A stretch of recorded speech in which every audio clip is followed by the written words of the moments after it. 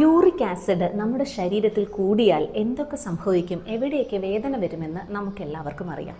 എന്നാൽ uric acid വന്നവർക്ക് വേണ്ടിയിട്ടുള്ള ഒരു വീഡിയോ ആണിത്. അതിനെങ്ങനെ റിവേഴ്സ് ചെയ്യാം എന്നുള്ളതാണ് നമ്മളിന്ന് നോക്കുന്നത്. ഇതുവരെ നിങ്ങൾ ഈ ചാനൽ സബ്സ്ക്രൈബ് ചെയ്തിട്ടില്ലെങ്കിൽ ദയവായി ഇപ്പോൾ സബ്സ്ക്രൈബ് ചെയ്യുക.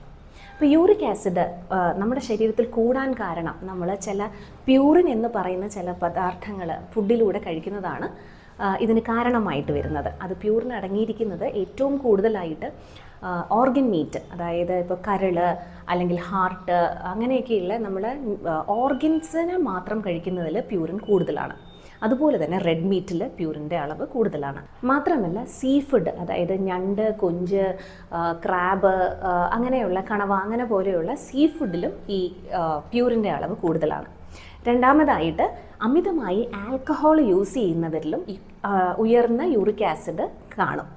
ഇനി വെജിറ്റേറിയനിലാണെങ്കിലും മഷ്റൂംസ്, കോളിഫ്ലവർ, അതുപോലെ തന്നെ ഗ്രീൻ പീസ് കൂടുതലായി ഉപയോഗിക്കുന്നവർക്കും ഈ പറയുന്ന യൂറിക് ആസിഡ് കൂടുതലായി കാണാം. ഇനി യൂറിക് ആസിഡിനെ ചെറുക്കാൻ അല്ലെങ്കിൽ ഇതിനെ റിവേഴ്സ് ചെയ്യാൻ എന്ത് ചെയ്യാമെന്ന് നോക്കാം.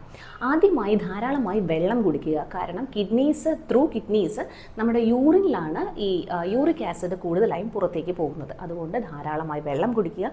രണ്ടാമതായിട്ട് ആപ്പിൾ സിഡർ വിനീഗർ ഒരു 2 ടേബിൾ സ്പൂൺ രാവിലെ വെറും വയറ്റിൽ ചെറിയ ചൂടുവെള്ളത്തിൽ കുടിക്കുക. ഇതിന് വാഴപ്പിണ്ടിയുടെ നീര് ഒരു 20 ml ദിവസവും രാവിലെ വെറും വയറ്റിൽ കുടിക്കുന്നത് ഗുണകരമായി കാണുന്നുണ്ട്.